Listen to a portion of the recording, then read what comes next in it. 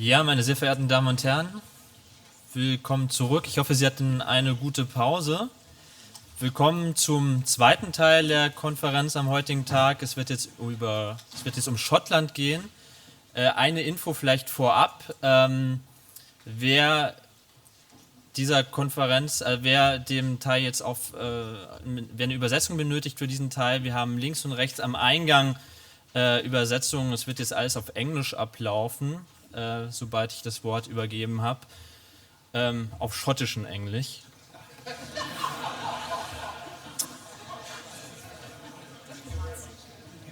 Schottland war ja in den vergangenen Wochen auch in Deutschland sehr präsent. Sie wissen es alle, es gab am 18. September das Referendum über die Unabhängigkeit. Es gab zum ersten Mal die reale Möglichkeit, dass sich ein Land in der Europäischen Union wirklich spaltet. Und auch die deutschen Medien haben sich sehr für diesen Fall interessiert. Zum Beispiel hat die Frankfurter Allgemeine Zeitung Anfang September getitelt: Abspaltung von Großbritannien rückt näher, und auch andere Zeitungen und andere Medien in Deutschland haben spekuliert über die Folgen einer möglichen schottischen Unabhängigkeit, wobei, glaube ich, bei dem einen oder anderen so ein bisschen auch die Erwartung da war oder die Hoffnung da war, ja, hoffentlich spalten die sich ab, weil dann geht es jetzt richtig los und dann möchten wir wirklich wissen, was passiert. Bekanntlich ist es am Ende nicht so weit gekommen. Die Schotten haben erstmal gegen die Unabhängigkeit votiert, aber die Abstimmung hat Schottland und vielleicht auch die Europäische Union von Grund auf oder definitiv verändert und sorgt auch weiter für Gesprächsstoff, selbst wenn die Medien in Deutschland jetzt nicht mehr so fortlaufend und nicht mehr so präsent über das Thema berichten. Es hat aber durchaus Folgen auf internationaler Bühne. Sie wissen, dass das in Spanien die Katalanen das als Ausgangspunkt genommen haben, um auch ihrerseits Unabhängigkeit zu fordern. Und es hat natürlich auch Auswirkungen und er sorgt weiter für Gesprächsstoff in Schottland selbst. Dort haben viele Menschen für die Unabhängigkeit votiert, andere dagegen. Teilweise laufen die Risse durch Familien, durch Freunde. Im Büro ist es, glaube ich, auch immer noch ein großes Thema. Eine schottische Freundin oder eine Freundin von mir, die in Schottland lebt, sagte, es ist ein Riesenthema noch in den Pubs, es ist ein Riesenthema noch in den Zeitungen.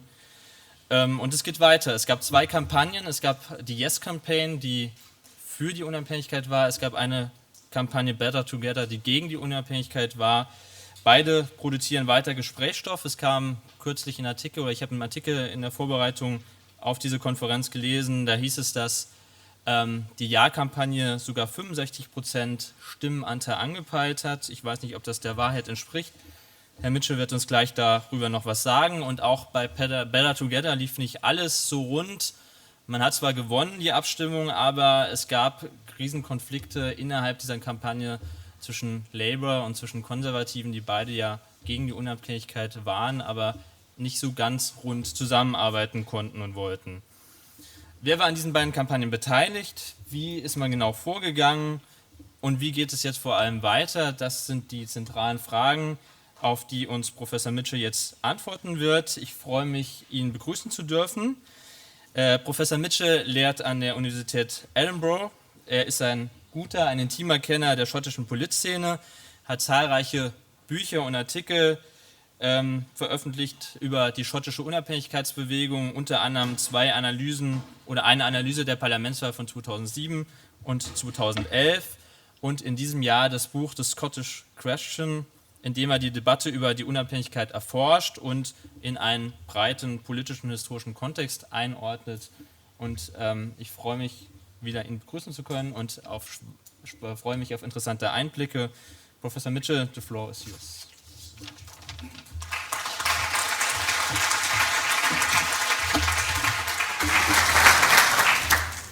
Thanks so much, Matthias. Thanks very much for the invitation to address you. I can promise you I do have a Scottish accent, but it's a fairly gentle Scottish accent. I may have lived in the west of Scotland, worked in Glasgow for much of my career, but I have yet to pick up that Glaswegian accent you'll be delighted to know. I've been asked to address the question of the referendum that we've recently had in Scotland, and in particular to say something about the campaigns, and I intend to do that. But I want to put it into a wider context, and first of all say something about the use of referendums in the United Kingdom, not least because referendums are not used in all parts of the world, including here in Germany. Everyone in this room, I'm sure, is aware that the United Kingdom has an unwritten constitution, that we do not have a Grundgesetz, we do not have a basic law. And we have not traditionally used the referendum very often. That said, referendums have been used increasingly, particularly since the late 1970s. But we are still experimenting with the referendum. The absence of a basic law means that rules and regulations governing referendums are governed by normal statute, by normal law. And indeed, we have yet to devise clear rules, regulations, principles as to when referendums should be held. Ultimately, the use of referendums is up to Parliament at Westminster, and I think that's a very important point. It's also important to note that while there is legislation passed in the late 1990s governing the regulation of political parties and referendum campaigns, setting campaign spending limits and such like, many of the rules governing the use of a referendum are ad hoc, and we'll see how this was worked out shortly in the case of the independence referendum. It has to be said that the referendum has been used inconsistently in the United Kingdom, and I would argue incoherently in the United Kingdom. And I have to say, for anyone who's come along to hear the case for the use of the referendum, you're going to be disappointed, because I am not an advocate of the great use of referendums. There are, of course, similarities between referendums and the referendum campaigns and election campaigns. I will, however, emphasise some of the differences in what I have to say, but there are clear lessons for all political parties in viewing referendums, the style of campaigning, and so on and so forth, and I hope to cover some of this. The final introductory observation I would make about referendums is, of course, the Scottish referendum was important, perhaps not quite as important as some had hoped, but ultimately it has been a prelude to what I think most of us expect will be a far more important referendum, that on membership of the European Union. And there is no doubt that many of those who observed the Scottish referendum did so with a view to learning lessons for the European Union referendum. I note I'm talking about the EU referendum as if it is certain. It is not certain, though I think the likelihood of an EU referendum has certainly increased of late. To set this Scottish referendum into a wider context, I think we have to acknowledge that there has been a significant debate going on for some time on Scotland's constitutional future. Bruce Ackerman, the American constitutional lawyer, has distinguished between what he calls ordinary politics and constitutional politics. For Ackerman, constitutional politics are a higher form of politics. He maintains, and he argues this has been the case in American constitutional development, it's involved a higher form of political engagement, public engagement, a higher form of debate. Base interests play less part in constitutional politics, whereas, according to Ackerman, everyday politics is rather base, it's about self-interests, and so on and so forth. I want to suggest that no constitutional moment is entirely free of everyday public policy and everyday politics. And the Scottish referendum simply did not quite conform to the distinction that Ackerman drew.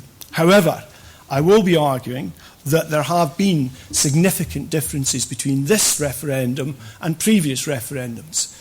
And as one who has not been keen on referendums, and 3 years ago when it was clear there would be an independence referendum, I was one of those who was less than happy.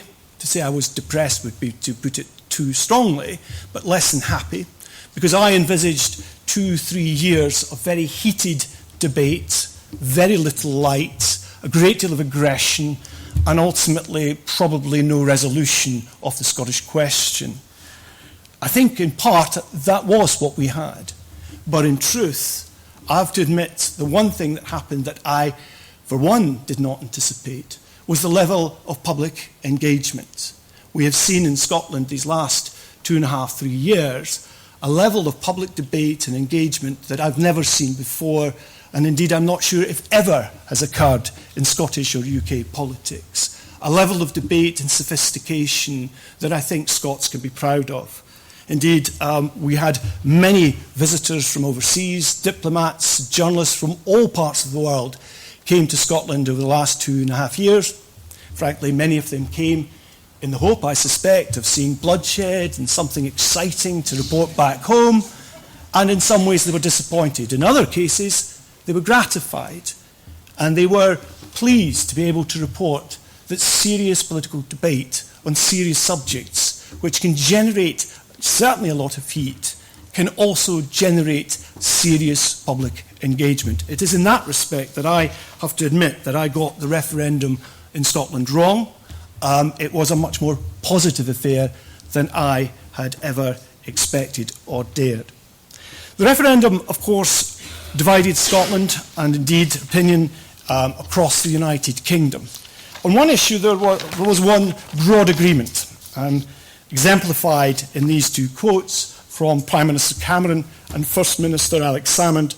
Alex Salmond being the First Minister of Scotland, of course, who was advocating independence. Each maintained that the referendum would be historic. It would be hugely important. All of those who participated in the debates on both sides agreed with that, if little else. Indeed, the commentariat, journalists, academics, and all the rest of us who've kind of earned a living, frankly, out of this referendum, for the most part would have agreed. I'm slightly unusual in that my view is that the referendum may not be quite as historic as some imagine. And indeed, even if there had been a yes vote, I would question whether it would have been quite as historic. Time, I would suggest, alone will tell us how important the referendum has been. And it is far too early yet to judge where this referendum sits in the broad sweep of UK politics and history.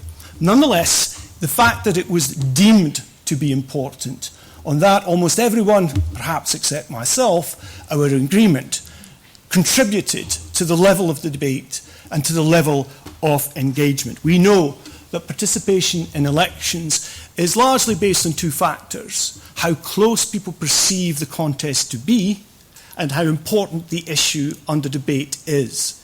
In each case, this applied.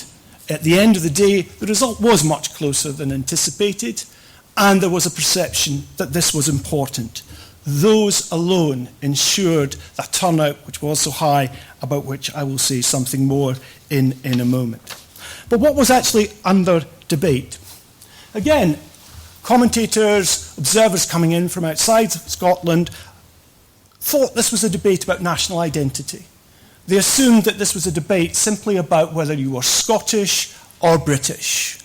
And they assumed that this was a kind of nationalist debate in which one form of nationalism, one nationalism, British nationalism, was pitted against another, Scottish nationalism. My view, the view I've articulated in the book that was referred to earlier, is that the Scottish question encapsulates four broad sets of issues and questions.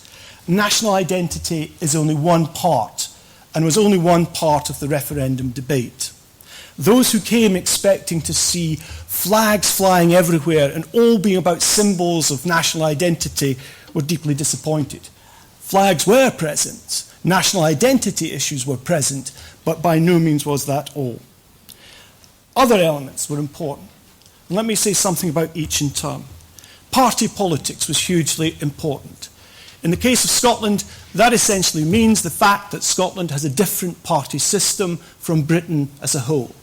Not only does it have a party committed to independence, the Scottish National Party, the SNP, but it also has political parties that are British political parties with very different levels of support in Scotland from the rest of the United Kingdom.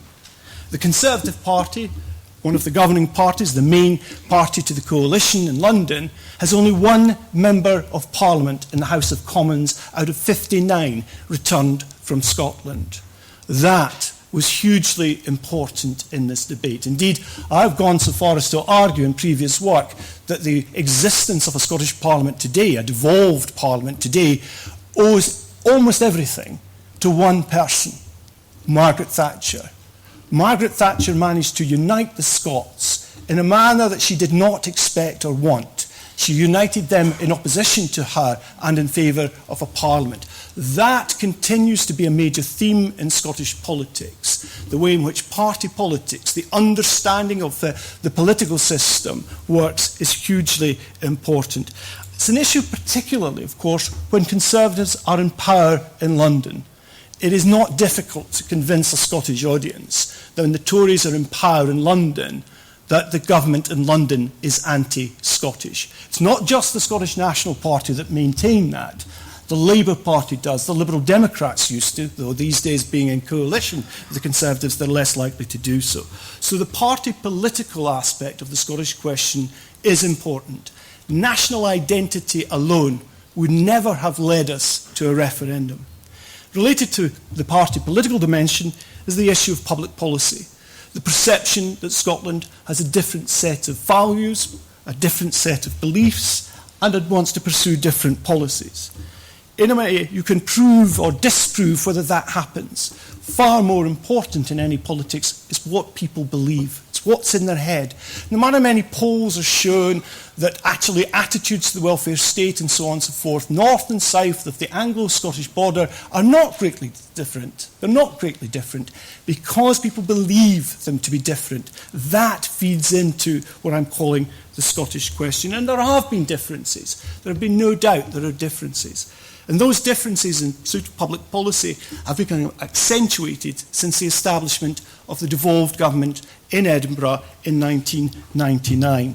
Devolution has become a motor for the divergence in public policy, though one should never overstate that. But again, crucially, it is what is believed in people's minds that's hugely important. All of this flows into the debate on Scotland's constitutional status. Where should Scotland sit within the UK? Should it be totally integrated into the United Kingdom? One and indivisible state? There is almost no support whatsoever for that in Scotland. Should we get rid of the Scottish Parliament? Almost no support for that now. Most Scots, according to the polls, would support more powers for the Parliament, but would not have supported independence.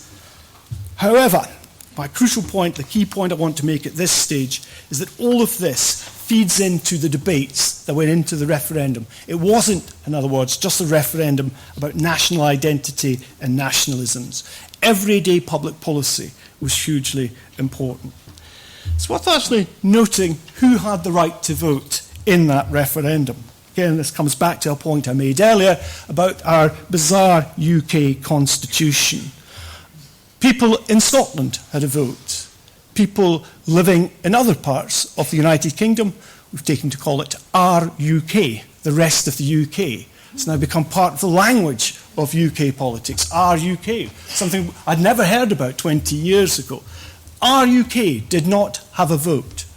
Those who had a vote in Scotland only had to be resident in Scotland. EU citizens had a vote. People born outside Scotland had a vote. That would include people born and brought up in England, but who were now resident in Scotland. It also, of course, meant that Scots, people born in Scotland but living outside of Scotland, living in England, did not have a vote. There was some controversy around that, but ultimately there was broad agreement that residence rather than ethnicity was the key in the determination of who should have a vote. The other important aspect of this referendum which made it novel was that we gave the vote to 16 and 17-year-olds. That was highly novel. The Scottish Government was in favour of this and had argued for this. The UK Government was not keen, but ultimately accepted this. Now, from a social science point of view, this was wonderful, because it was a wonderful experiment for us to observe what would happen with this new group of voters, 16 and 17-year-olds. And I have to say, there's some extremely good research that's been done on this, and I can refer to that in questions, but I should give credit to one of my young colleagues, a German colleague, Jan Eichhorn, who's done undoubtedly the best work on 16 and 17-year-olds. How was it agreed that this should be the electorate? Well, it was done through intergovernmental negotiations. No constitutional statement on this, no guidelines in terms of the constitution, but a negotiation between the UK and Scottish governments. The question to be put to the electorate was proposed by the Scottish Government, and the Independent Electoral Commission that administers and is the watchdog over elections and referendums had to agree that question. The question that was agreed, and all accepted this, was quite simple. Should Scotland be an independent country? Personally, I had some difficulties with that. I don't like the word country, but no one was likely to listen to an academic objection that it should be the word state or whatever else. The key thing was the language was clear. People understood or felt they understood what it was about. The Scottish Government had been keen to have a third option on the ballot paper. As well as independence, the status quo, they wanted a third option, more powers. The UK government rejected this. In part, they rejected this because what did that mean? More powers could mean any number of things. It was under or indeed undefined. Also, I don't think there's any doubt that the UK government was keen to polarise the debate. They felt they had best chance of winning by having a simple choice, a binary choice between independence and the status quo. In the event, as we'll see, perhaps they would have been wise to have included that third option on the ballot paper. Now, all of this is important in terms of the nature of the campaign, because from the outset it was clear that the electorate was going to be of this type, and the campaign organisations had to prepare for this. The fact that 16 and 17-year-olds, admittedly they would be a small part of the overall electorate, were nonetheless seen as important, meant that the campaign groups had to work very hard to understand 16 and 17-year-olds. And it has to be said, political activists, leaders of parties and campaign groups are generally not of an age that fully understands the mindset of 16 and 17-year-olds. So it was very challenging. And I say that myself as someone who has children of that age. I really don't understand that age group very well. And we don't have good social science understanding of that age group. So that was a major challenge. The fact that EU citizens would have a vote was a challenge to the campaign groups. It meant that our large Polish community were targeted. Leaflets, literature had to be translated into a number of different languages to ensure that that part of the electorate was addressed. It is interesting how much effort went into all of this, given that these elements in the electorate were actually relatively small. The campaign was a very interesting campaign. I want to make reference to these two works, because in a way they offer an interesting framework in understanding a referendum and indeed UK politics. The first work is a work by Goodman and Thompson, which says absolutely nothing about UK politics. It's a book about American politics, the spirit of compromise. The key message in that book, and the key point I want to take from the book, which is not really the key message the authors want to convey, but who cares, for my purposes, I want to focus on one aspect, is that they argue that in American politics there are what they call two mindsets. First of all, there's a campaign mindset that blocks out compromise, that encourages adversarial politics. But they also argue there's another mindset, a governing mindset. The governing mindset encourages compromise, it encourages mutual respect, and it's very, very different. Now, the author's purpose in writing this book was to argue that in American politics, the campaign mindset has now infected the governing mindset, making government in the United States very difficult. Now, I'm interested in this less about the United States, but how it might apply to UK politics and to the referendum. My argument is that we were very much in campaign mindset for the last 2.5 years. The question for me, and I think for our politicians, is now that the referendum is over, have we moved back into a governing mindset? And I want to suggest that to some extent that has indeed happened. However, we still have a campaign mindset simply because, though the referendum is over, next May we will have a UK general election. And so we are moving from one campaign almost inevitably and immediately into another. And that is creating difficulties. Another book that I want to make reference to, again, says absolutely nothing about the Scottish referendum, but is, I think, a very useful and important book about politics. Chris Hood's book, The Blame Game. And his basic thesis, much more elaborate than I'm about to suggest, but his basic thesis is that much of politics involves blaming others. And I want to suggest that the referendum was very much of that type. Anything that could possibly go wrong was the fault of the other side. We did not see an injection of a kind of mature debate that we might have expected at one level in the referendum.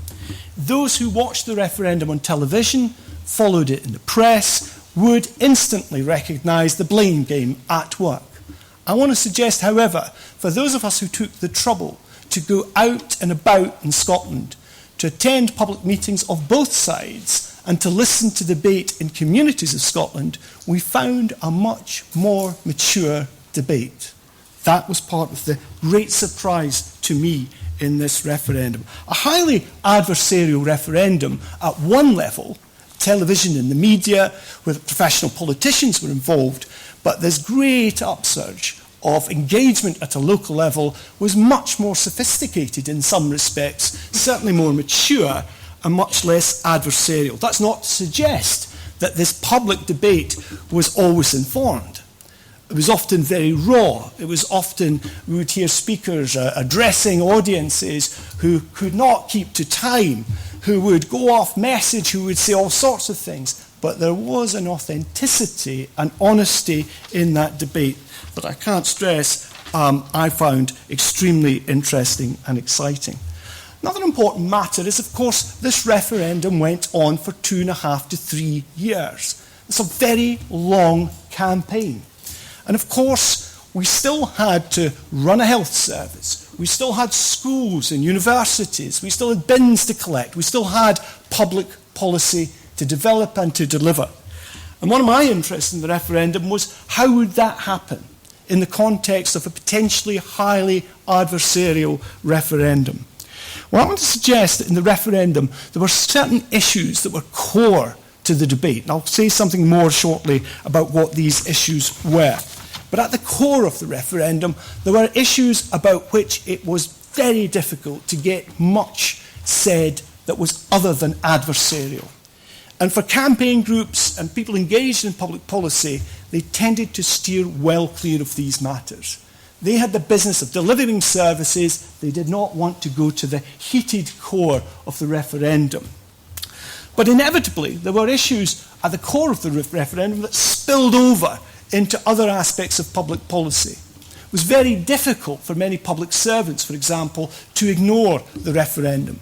And of course, one aspect of the spillover of the referendum debates was what would the implications of Scottish independence, or whatever happened at the end of the referendum, be for other parts of the United Kingdom. So this referendum provoked debates elsewhere in the Constitution. We also had a group of people who were desperately keen to have nothing whatsoever to do with the referendum. Last year, I did a piece of work for local authority chief executives, writing a report on the future of local governance in Scotland. And I spent a great deal of my time interviewing chief executives, senior managers in health service, local government, police, and a whole range of different services. And I was struck by how many of those people found that their daily lives were utterly unaffected by the referendum. One said to me that he would go home in the evening, switch on his television, listen to the news, and hear reports about the referendum and the polls and what this politician has said and what that politician has said, and it felt like another planet. But thankfully, he said, it felt like another planet. So it was wrong to suggest that this democratic debate, even the heated aspect, had an adverse effect on all aspects of public policy. There is no doubt there were some that were deeply affected by it. And then there's this other group who tried to insinuate themselves into the debate. People who decided this debate is happening. How can we use this constitutional debate, this Scottish question, to push our interests or raise difficult questions? And I want to come back to that in a moment, because we saw some very clever examples of the way in which some campaign groups managed to use the referendum in pursuit of their own interests. So, what were these core issues at the heart of the referendum, these fiery, heated issues that public servants, for the most part, tried to avoid? This is my version, and I'm sure others might challenge it, others might add to it, or put greater emphasis on some of these, or see them in different ways. Ultimately, this referendum was about hope versus fear. But it wasn't a simple one side was advocating hope and the other advocating fear. I want to return to that in a moment. But I think these were the key issues: defence, and in particular, the future of Britain's independent nuclear deterrent. Trident is based in Scotland, Faslane, only a few miles from where I used to live, in fact. And that was a hugely important part of the debate. Should an independent Scotland arise, then Trident would have to leave, and it would be difficult to imagine the UK being able to maintain an independent deterrent. That became more than just about Trident. It became an issue about security. Could a small state such as Scotland be secure in this very difficult international environment? The economy and the currency, hugely important, arguably the dominant issues in the referendum. Each side determined that the economy was its issue. Each side convinced that it could convince people that their option, whether independence or the status quo, would be best for the economy. The issue of the currency, of course, because the Scottish Government and the advocates of independence argued that Scotland would share the pound. The UK parties, the opponents of independence, said absolutely not. And that was a heated matter in the referendum. EU membership became a very important matter in the referendum. What is very interesting about the EU membership as an issue is that both sides assumed that membership of the European Union was a good thing. Each argued in favour of EU membership. Each argued that the other side threatens Scotland's membership of the European Union. For those on the yes side who wanted independence, they maintained that membership of the European Union would be either automatic or easy, but it would be achieved. On the no side, it was argued that if Scotland voted for independence, it would find itself outside the EU. To counter that, at the beginning of this year, Prime Minister Cameron, of course, announced there would be a referendum if the Conservatives won the election, which was a gift to the yes side, to the proponents of independence. They argued the threat to Scottish membership of the EU now came from London. But the crucial point is, in Scotland, the assumption was always that EU membership was a good thing. I contrast that with debates in other parts of the United Kingdom, and indeed the two by-elections we've had in England in the last week, where UKIP, the United Kingdom Independence Party, has of course now won its first seat and came very close to winning another seat. I actually think the other seat is the more interesting and the more worrying phenomenon for those who support the EU. Crucially, EU membership was a massive issue. Welfare and the National Health Service, each arguing that the protection of welfare and the National Health Service required you to vote their way. These were hugely important. And of course, the Tory government, the evil Tories as they're projected and portrayed in Scotland, been hugely important in all of this. But hope versus fear. is how we are tending to portray this referendum. And as I said a moment ago, there is a tendency to view the advocates of independence as advocating a message of hope, and the advocates of the Union suggesting a fearful future with independence. And there is a great deal to that. In fairness to the no side, I guess it's inevitable you will come across as negative when you are opposing a proposition. But if we look at the campaign literature and what was in the media, there is no doubt at all that the message from the no side was if Scotland votes for independence, then all sorts of calamities would occur. My own view is that one of the problems the no side had was that they overstated their case and they started to lose credibility. When you are told by a senior Labour politician that if you vote for independence, you will be forced to drive on the other side of the road, your campaign begins to look incredible. And that was only one of many examples. My advice to the no side would have been, calm it down. You're losing credibility.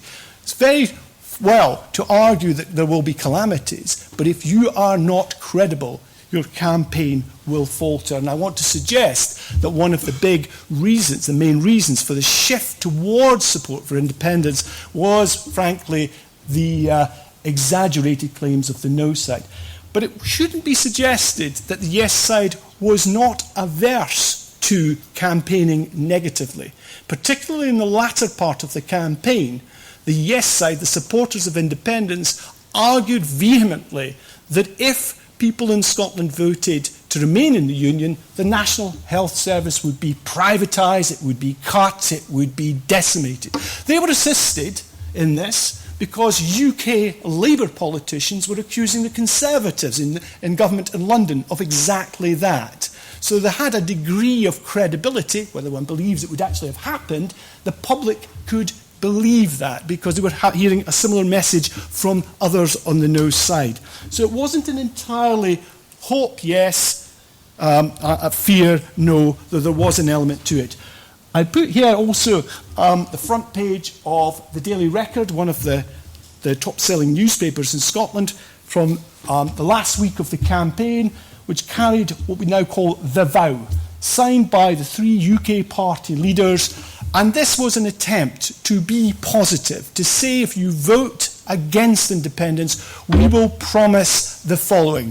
One of the following was we'd give you more powers. Another was we'd protect your welfare state, and we'd also protect Scotland's advantageous position with regard to public finance. So there's absolutely no doubt that Scotland does pretty well in terms of public finance, and there was a fear that if Scots voted no, they would lose that advantage. So here was a vow from the three party leaders, the UK leaders, that these things would be protected. That was a positive message at the end of the campaign, which I think undoubtedly helped them to pull back support. Now, I said earlier that I wanted to say something briefly about how some other campaign groups organised themselves into the campaign. Two that I watched very closely were, first of all, the Scottish Refugee Council, an organisation that lobbies on behalf of refugees and asylum seekers. And one of the things they did at the outset of the campaign was to ask themselves, how do we ensure that the interests of asylum seekers and refugees are not lost sight of in this campaign? And what they did, and I think did very intelligently, I'm bound to say that because I was an advisor to them, though much of the work had little to do with me, I should stress, but one of the things they did was to look at various options and to propose to both sides different kind of reforms. But they did so objectively, without taking sides. And my strong advice to the council was that if you are deemed to be taking sides, you are in trouble. And it was a delicate task, and I think they managed to achieve it to some extent, and to a greater extent than others. The other example, and I think possibly the most interesting example, was the way in which three of Scotland's islands communities, Orkney, Shetland, up in the north, and the Western Isles to the west of Scotland, came together to campaign Our Islands, Our Futures. And what they did was set up a list of demands and put it to both sides and requested that each side should respond. Now, they did that again in not taking sides, not declaring whether people should vote yes or no. And it was a very interesting aspect of the campaign when we had UK government ministers, including the Prime Minister, and Scottish government ministers, including the First Minister, go off to the islands, these remote islands, tiny numbers of people living there, feeling obliged to show that they cared about these islands. So here was a wonderful example of concessions being wrung out of the two campaign groups. I said earlier it was a long campaign, and indeed it was. Key thing I would want to mention here is that over the course of the campaign we had a number of different interventions on the EU, on the currency and such like. The most important thing, however, was the way in which the polls moved. At the outset, 3 years ago, support for independence ranged from about 28 to 33%. In the event, on September the 18th, 45% of Scots voted for independence. I think that was a phenomenal shift in public opinion. It was clearly a victory for the no side, but hardly an emphatic victory. Indeed, if one listens to the rhetoric from the two campaign groups today, one would imagine that the yes side actually won, not the no side. Now, crucial to a lot of this was, of course, the use of social media. What this graph essentially says, I won't go into it in any detail, suffice to say, is that the yes side was much more active in social media and was much, much more active in particular in tackling young people's issues and indeed much else besides. But the social media was not just something the yes side decided was important because young people were voting, they did so for another set of reasons. And that is that conventional press were so hostile to the yes side.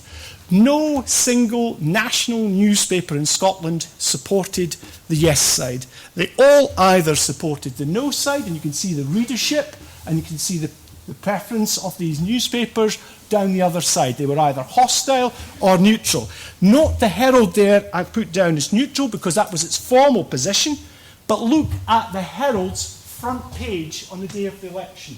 This is an advert, but says no. Subtle? Well, I don't think it's very subtle. Suffice to say, even the neutral were largely negative. There was, of course, one newspaper in the whole of Scotland, a Sunday newspaper, the Sunday Herald, that came out for a yes way back in May of 2014. The Sunday Herald is a newspaper that, frankly, is lucky to be alive. It's had declining leadership. And then in May it decided to support yes, and its readership has soared. Hardly surprising when you're the only newspaper backing that side. The market is entirely it. It may actually now survive. A couple of years ago I would have predicted it was the first one that was likely to die in Scotland. I should stress, all of these newspapers are in decline. They're all in decline. And the referendum has given them a bit of a lease of life, but only temporary. The results, well, 85% voted. More people were registered in this referendum than we've had in the past. We've had a phenomenal turnout. Yes, 45%, no, 55%. This is the map of Scotland. The count was conducted in each of the 32 local authorities, each making their own declaration. Most, of course, voted no. Only 4 voted yes, but, of course, some had a higher yes vote than others. Now, when we then look at the aggregate data here, put it over here in terms of how it relates to levels of poverty and such like, you see a very interesting pattern from the aggregate data. The less well-off areas were more likely to vote yes. And of course, places like Dundee, Glasgow, North Lanarkshire, Western Bartonshire, some of the poorest parts of Scotland were the parts that returned a yes vote. But of course, we need to also look at survey data, individual level data, and that's what we've begun to do. We've only just begun to do this. We've just got the data in, so this is preliminary data. But the message that we get from that conforms with what we expected. Some other interesting things. Look at the difference between men and women. Just majority amongst men voting for independence, but outweighed by the number of women, and there are more women voters than men voters. Look at the difference between where you are born and how you are likely to vote. People who were born in Scotland, 51%, margin of error, we would say that's 50-50. But look at the overwhelming number of people who were born in the rest of the United Kingdom who voted against independence. And then people from the rest of Europe, splitting 50-50, a bit like Scotland. So maybe Scotland and the rest of Europe are perhaps more alike than we imagine, and more alike than the rest of the United Kingdom. Interesting figures on religion. Catholics more likely to vote yes, and indeed Catholics voted quite heavily yes, 58%, whereas Church of Scotland, Presbyterians, 59%. Now that is a very interesting development. Go back 30 years, go back 20 years, and you would not have expected to see that. I think that's a statement on the way in which, over a long number of years, the Scottish National Party has gone out of its way to appeal to the Catholic vote. This didn't happen in a 3-year referendum. This has taken decades of hard work. Finally, I really want to rush through this. I know I'm taking up more time than I should. Apologies. Class, there's an element of class voting without any shadow of a doubt, but perhaps not as strong as you might have expected if you'd listened to the campaigns. The campaigns gave the impression this was about class, particularly the yes side, but not quite. So, where are we now? Well, we have a result. We have a vow. We have a vow, we have a promise. We've got a UK government that is saying there will be new legislation. There is a timetable that's been promised which has already been breached. There is clearly an effort to move on from the referendum.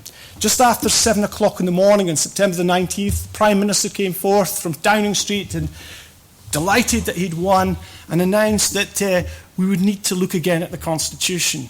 And what he said is that we needed to do so by focusing also on the English question, the fact that Scottish MPs could vote in English affairs in the Westminster Parliament.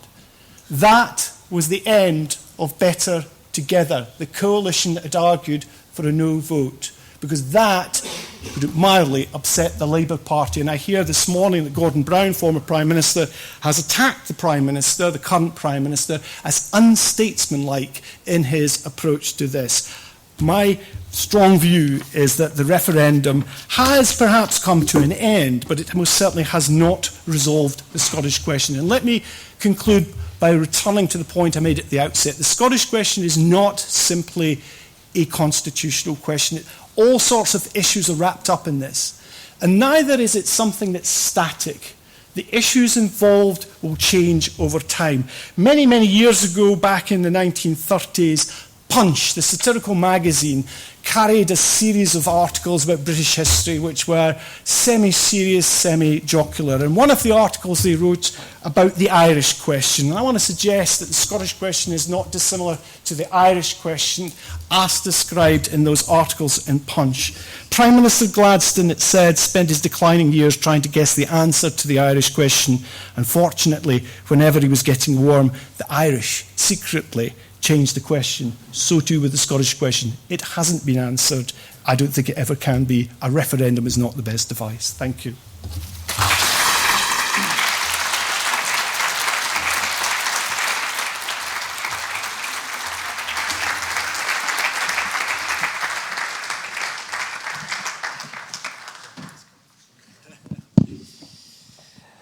Vielen herzlichen Dank, Professor Mitchell.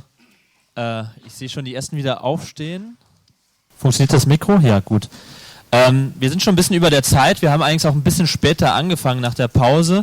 Ich würde daher vorschlagen, wir lassen noch 2 Fragen zu und machen dann sofort mit der nächsten Podiumsdiskussion weiter. Gibt es Fragen in der Runde? Gibt es Fragen? Ich sehe hier eine, ja? What is the Scottish question for you? I think there's more than one question. I think there's a whole series of questions wrapped up in those 4 sets of issues. And I think that you cannot pin down the Scottish question. Each of these issues, party politics, national identity, public policy, constitutional structures, all relate to one another, and it will change over time. Da vorne ist noch eine Frage, ja? I just wanted to ask, basically, after the referendum, I read news that the Scottish National Party, the membership has increased, I don't know, 120%, 200%. So given that, I would like to know from you, do you think, I don't know, 2 years from now, 5 years from now, the question will arise again? So to say that I read a lot on CNN that a lot of people were disappointed, especially the very strong yes supporters, that they hope especially the next steps by the UK government will lead to the fact that there might be, I don't want to say another referendum, but at least that the movement is not dead yet. It's certainly not dead by any manner of means. I mentioned that the yes side is behaving like winners and the no side like losers, and I think that the example you gave is a good illustration. The SNP had, I think it was 25,000, 26,000 members on the day of the referendum. They currently have over 80,000 members. The SNP today has more members than the Liberal Democrats across the UK. The other political parties in Scotland do not release their membership figures on a Scottish basis. They hide them, frankly, on a UK basis. My guess, and it is a guess, is that the SNP membership is probably 3 times the entire membership of all the other political parties. And it's not just the SNP. The Greens also campaign for independence. They're in conference this morning. Their membership has risen from 1,600 to over 6,000. They don't know how many because they don't have the facilities to cope. The issue is certainly not dead. Will it come back soon? It will depend on all sorts of factors. Could the EU referendum trigger it? Certainly. If Scotland was to vote to stay in, the rest of the UK to vote out, that would trigger it. It's very interesting to look at the opinion of young Scots are quite frankly enthusiastic about the EU. Older Scots are not, and many people, whether young or old, south of the border, are not. I think I wouldn't want to predict what will bring it back, but I'd be very surprised if it doesn't come back. Eine letzte Frage vielleicht. Gibt es noch jemanden? Ja, Professor Mitchell, can you clarify again your point about devolution? Do you think that Mr. Blair's policies has helped bring that referendum about, or has it rather taken steam off the kettle? So is this devolutionary policy making this kind of secession moves more likely or not, in your opinion? I think I wouldn't call it Mr. Blair's devolution policy because he was not keen on it to start with. He was forced to have it. I think devolution has made independence more likely. It's certainly made the referendum possible. And the reason I would argue that is that the Scottish National Party were a fringe party in Westminster before devolution. Devolution meant the SNP, and of course the electoral system used in Scottish Parliament, which is a system familiar to a German audience, meant the SNP could become, first of all, a serious challenger for government and then a government, and that allowed them to put the case for a referendum. So I think, yes, absolutely, devolution's helped. But, I mean, if one looks across the globe, do concessions feed demands or do they calm demands down? The evidence, empirical evidence, points in different directions, so I think we've got to be careful. But in this instance, I think it's certainly helped the SNP enormously. Ich sehe noch eine letzte Frage danach. Das ist wirklich die letzte Frage hier vorne von dem Herrn. 45% voted yes, and 100% of the conventional newspaper positioned themselves neutral or no. Isn't that a big problem for democracy? I mean, it's a phenomenon we see everywhere on other topics in Europe as well. When the conventional newspaper is 100% not on one side, and 45% of the voters are. Is that the problem? I wouldn't want to suggest that they were 100% against. There were genuinely neutral figures. And also in some of these newspapers that were no, they had columnists who were arguing yes. But your key point is correct. It was overwhelmingly against. I think it's a bigger problem for the press. You know, if the press will ignore the public, they will suffer accordingly. And I think that's what we're seeing. I think we're in a period in many liberal democracies, certainly in the UK, where readership is declining. But also people who read newspapers are less inclined to follow the lead of newspapers. Whether that's a good or a bad thing for democracy, I'm not sure. Actually, I tend to think it's a good thing if people can make up their own minds. But I do think we're in a period which has caused me concern that we're seeing the decline in newspaper readership, but nothing appeared to be filling that void. I think social media is beginning to do that, but it hasn't yet done so. I don't think we know enough about social media in Europe. I think there's much better work on this in the United States.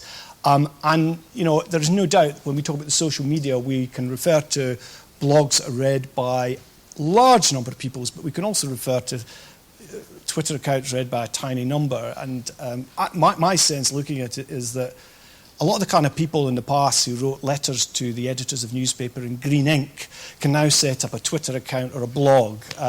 So they've now got a platform. That's maybe more democratic. I guess still not many people read them. But I think there is something to be said for serious consideration of media in terms of a modern politics with the decline of press. I should also stress one final point, is that the broadcast media remain hugely important in these matters and retain that level of support and viewers and listeners.